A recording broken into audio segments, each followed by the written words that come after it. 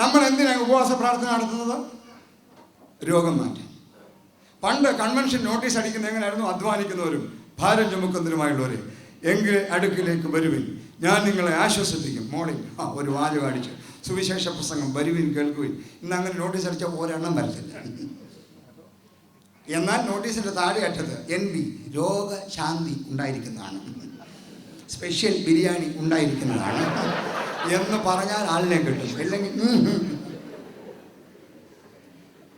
Special offer ഇല്ലെങ്കിൽ ഒരു പരിപാടിയില്ല. ഞാൻ 2-3 ദിവസമായിട്ട് ഷിബുവിനോട് ചോദിക്കുകയാണ്, റേഡിയോ ഇടയ്ക്ക് ഈ കാറിനകത്ത് വെക്കും. എൻ്റെ കർത്താവ് ഇത്രയും സമ്മാനമുണ്ടോ? അങ്ങോട്ടൊന്ന് വിളിച്ചാൽ ഉടനെ 916 ദിർഹംസിൻ്റെ ഇതൊന്ന് തരിക നമുക്ക്. എന്തൊരു സ്നേഹം! ഇന്ന് ഭക്തി ജീവിതത്തിൽ ഓഫറിൻ്റെ കാലമാണ്. ഇങ്ങോട്ട് വന്നാൽ എന്തോ തരും? രോഗശമനം തരും. ഇതൊന്ന് മാറ്റി തരാൻ വേണ്ടി നടക്കണം. ഒത്തിരി സാധനം കൊണ്ടുവന്നു. ഇന്ന് ഞാൻ എല്ലാം എടുക്കുന്നില്ല. ഇത് ഇത് ഞാൻ നേരത്തെ പ്ലാൻ ചെയ്താലും നമുക്കിത് പ്രൊജക്ടറിൽ കൊടുക്കാമായിരുന്നു. ഇത് കഥ ഇതാണ്. എല്ലാവരും കുരിശെടുത്തുകൊണ്ട് യാത്ര ചെയ്യുകയാണ്.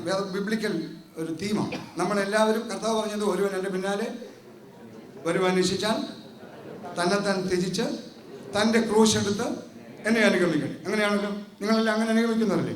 നമ്മുടെ റെപ്രസെൻറ്റേറ്റീവ്സ് ആണ് ഇതെല്ലാം. ഒരുപാട് പേര് കുരിശ് എടുത്തുകൊണ്ട് നടക്കുകയാണ്.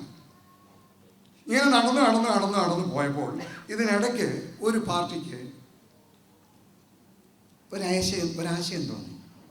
ദൈവത്തോട് പറയാം, Lord it's too heavy, please cut it down. അല്ലെങ്കിൽ വളരെ സിമ്പിളാണ്. കർത്താവേ, എനിക്കിതെല്ലാം കൂടെ വഹിക്കാം, ഒരു ശകലം ഒന്ന് മുറിച്ച് തരാമോ? അപ്പോൾ കർത്താവ് ഓക്കെ ഗോ ഹെഡ്. അവൻ അതിൻ്റെ ചെവിടി ശകലം ഒന്ന് മുറിച്ചു. ബാക്കി എല്ലാവരും വലിയ കുരിശും കൊണ്ട് നടക്കുകയാണ്. അപ്പോൾ ഈ പുള്ളിയുടെ കുരിശ് ശകലം മുറിഞ്ഞു. ഇങ്ങനെ ചില കുരിശിൻ്റെ ചെവിട് മുറിച്ച ചില പാർട്ടികൾ അപ്പുറത്ത് മാറി നമ്മളെ നോക്കും. കൊണ്ട് നടന്നു ഇപ്പോഴും. കുറേ നേരം കഴിഞ്ഞപ്പോൾ പുള്ളിക്കൊക്കെ ആവേശം കയറി. ഉടനെ കർത്താവിനോട് ചോദിക്കാൻ, ഒരു ശകലം കൂടെ, ഒരു ഇച്ചിരി. ആ കർത്താവ് പറഞ്ഞു, ഇച്ചിരി മുറിച്ചോളാം. മുറിച്ചു. പോകുന്ന വഴിക്ക് ബാക്കി എല്ലാവരും പുള്ളി നോക്കുന്നുണ്ട്. ബാക്കി എല്ലാവരും എന്ത് ചെയ്യും? പഴയ കുരിശും കൊണ്ട് നടക്കാൻ. പുള്ളിയുടെ ശകലം കൂടെ കുറഞ്ഞു. പിന്നെയും ചോദിച്ചു, ഒരു ഇച്ചിരി. അപ്പോൾ പറഞ്ഞ് ശകലം കൂടെ മുറിച്ചോളാം. Lord thank you so much, now I am free. എടുത്ത് പതുക്കെ തോളെ വെച്ചിട്ട് പുള്ളി ഇങ്ങനെ പോകും. ബാക്കി എല്ലാവരും വലിയ കാര്യമായിട്ട് നടന്ന് ചെന്നപ്പോൾ വലിയൊരു ഗർത്തം കണ്ടു. അപ്പം അപ്പുറത്ത് എഴുതി വെച്ചിട്ടുണ്ട് ഹെവൻ. ഇതെങ്ങനെ അപ്പുറത്ത് കയറും? ഉടനെ മോളിൽ നിന്നൊരു ശബ്ദം കേട്ടു, എല്ലാവരും അവരവരുടെ കുരിശ് ഇതിന് പുറത്തിടുക, അപ്പുറത്ത് കയറാം. ആദ്യമേ തമ്പുരാൻ കൊടുത്ത കുരിശ് വഹിച്ചവനെല്ലാം അതിട്ട് അപ്പുറത്ത് പോയി. പുള്ളിയുടെ എപ്പോഴും കോപം താഴെയാണ്. കുരിശ് മുറിക്കാൻ നടക്കരുത്. പനി വന്നപ്പോൾ ചാടിപ്പോകരുത്. ഇവൻ ഡ്യൂപ്ലിക്കേറ്റ് അവനെ പോകരുത്. നിന്റെ മുറിച്ച് മാറ്റം നടത്തോളൂ. സ്വർഗത്തിൻ്റെ പടിനി കാണുകയല്ലേ ഞാനാ പറയുന്നത്. ദൈവത്തോടുള്ള ബന്ധം എങ്ങനെയുണ്ട്? അങ്ങ് നടക്കുകയാണ്. പ്രത്യേകിച്ച് നിങ്ങളാണ് എൻ്റെ വലിയ പാർട്ടികൾ.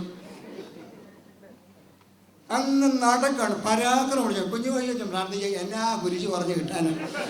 അതുകൊണ്ട് കുരിശ് മുറിക്കുന്നതിൻ്റെ പുറകെ അങ്ങ് നടക്കാം. മുറിച്ച് ഒരു പരുവത്തിലെത്തി. നീ അപ്പുറം കയറുകയില്ല.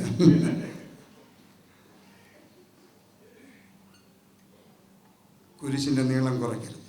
കഴിഞ്ഞ ഈസ്റ്ററിന് മനോരമയിൽ വന്ന കുരിശിൻ്റെ ഫോട്ടോയിൽ ഒരു വാചകം എഴുതിയിരുന്നു, the other side of the cross. നമ്മുടെ കുരിശ്, നാം കുരിശിക്കപ്പെട്ടു എന്ന് തോന്നുമ്പോൾ, ക്രൂശിലാണ് എന്ന് തോന്നുമ്പോൾ, രോഗത്തിൻ്റെ കുരിശാണെങ്കിൽ, വേദനയുടെ കുരിശാണെങ്കിൽ, കുടുംബ പ്രശ്നത്തിൻ്റെ കുരിശാണെങ്കിൽ, just look the other side of the cross. നിന്നേക്കാൾ വേദനിക്കുന്ന ഒരുത്തൻ അപ്പുറത്ത് കിടപ്പുണ്ട്.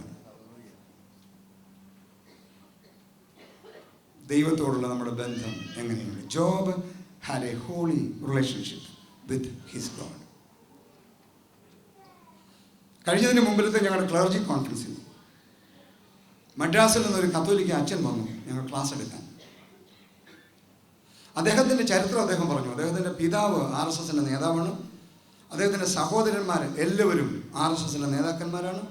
തമിഴ്നാട്ടിലെ പ്രഗത്ഭരായ VHPയുടെയൊക്കെ പ്രവർത്തകരാണ് ഇവരെല്ലാം. ഈ ചെറുപ്പക്കാരൻ ക്രിസ്ത്യാനിയായി കത്തോലിക്ക സഭയിൽ ചേർന്നു, ഒരച്ഛനായി. അദ്ദേഹമാണ് ക്ലാസ് എടുക്കാൻ വന്നത്. അദ്ദേഹത്തോട് ചോദിച്ചു, നീ എങ്ങനെയാണ് ഈ യേശുവിൻ്റെ പിന്നാലെ ഇറങ്ങാൻ കാരണം? അദ്ദേഹത്തിൻ്റെ സാക്ഷ്യം കൊച്ചൊരു വാചകത്തിൽ പറഞ്ഞു. അദ്ദേഹം പറഞ്ഞു, ഞങ്ങളുടെ ദൈവങ്ങളെല്ലാം വലിയ ദൈവങ്ങളാണ്. 10 കൈയുള്ള പാർട്ടി, 10 തലയുള്ള ആള്, കയ്യിൽ വാളും പരിചയം കുന്തവും ഒക്കെ ഉള്ള ആള്. ദൈവങ്ങളെല്ലാം ഭയങ്കരമായി എക്വിപ്ഡായ ദൈവങ്ങളാണ്, എല്ലാവിധ ഉപകരണങ്ങളും കയ്യിലുള്ളവരാണ്. അതുകൊണ്ട് ഭക്തൻ അങ്ങോട്ട് ചെന്നാൽ മതി, എല്ലാ പ്രശ്നവും അവർ ശരിയാക്കി കൊടുക്കും. പുള്ളി പറഞ്ഞു, ഞാനിതെല്ലാം പറഞ്ഞു കുറേ നടന്നു, പക്ഷേ ഒരു ഗുണം ഉണ്ടായില്ല. ഒരിക്കൽ മദ്രാസിലൊരു ഹോസ്പിറ്റലിൽ ഒരാളിനെ കാണാൻ ചെന്നു, അദ്ദേഹത്തിന് പ്രിയപ്പെട്ട ഒരാൾ. അവരുടെ വേദന കണ്ടപ്പോൾ അദ്ദേഹം അല്പസമയം മാറിയിരുന്ന് ധ്യാനിക്കാമെന്ന് വിചാരിച്ചു. അപ്പോൾ അവിടെ ചാപ്പലെന്ന് എഴുതി വെച്ചിരിക്കുന്നത് കണ്ടു. ചാപ്പലെന്ന് എഴുതി വെച്ചിരിക്കുമ്പോൾ അതിനകത്തേക്ക് കയറിയപ്പോൾ അവിടെ ഒരു ക്രൂശിത രൂപം കണ്ടു. അദ്ദേഹം പറഞ്ഞു, നല്ല രസമായിട്ടാണ് അദ്ദേഹം പറയുന്നത്. പുള്ളി പറയാണ്, ഞാൻ എൻ്റെ ഭാരങ്ങളെല്ലാം പങ്കുവെക്കാമെന്ന് വിചാരിച്ച് അങ്ങോട്ട് ചെന്നപ്പോൾ ദാ എന്നേക്കാൾ അടി കൊണ്ടൊരു പുള്ളി കുരിശേരി ഇങ്ങനെ കിടക്കണം. ഞാൻ പുള്ളിയോട് എങ്ങനെയാണ് പ്രാർത്ഥിക്കുന്നത്? എന്നേക്കാൾ അവശനാ ആ പാർട്ടി. പക്ഷെ ഒരു സെക്കൻഡ് കഴിഞ്ഞപ്പോൾ എനിക്കൊരു കാര്യം മനസ്സിലായി. എൻ്റെ പ്രശ്നത്തെക്കാൾ അവശനായി കിടക്കുന്നവനോട് എൻ്റെ പ്രശ്നം പറഞ്ഞാൽ മനസ്സിലാവും അവന്. അതുകൊണ്ട് ഇവനാണ് എനിക്ക് പറ്റിയ ദൈവം എന്ന് വിചാരിച്ചു. എന്നേക്കാൾ മുറിവേറ്റവന് എൻ്റെ ചെറിയ മുറിവുകൾ പറഞ്ഞാൽ മനസ്സിലാകുന്നവനാണ്. എന്നേക്കാൾ ഭാരം വഹിച്ചവന് എൻ്റെ ചെറിയ ഭാരങ്ങൾ പറഞ്ഞാൽ മനസ്സിലാകുന്നവനാണ്. അതുകൊണ്ട് ഈ ദൈവമാണ് നമുക്ക് പറ്റിയ ദൈവം.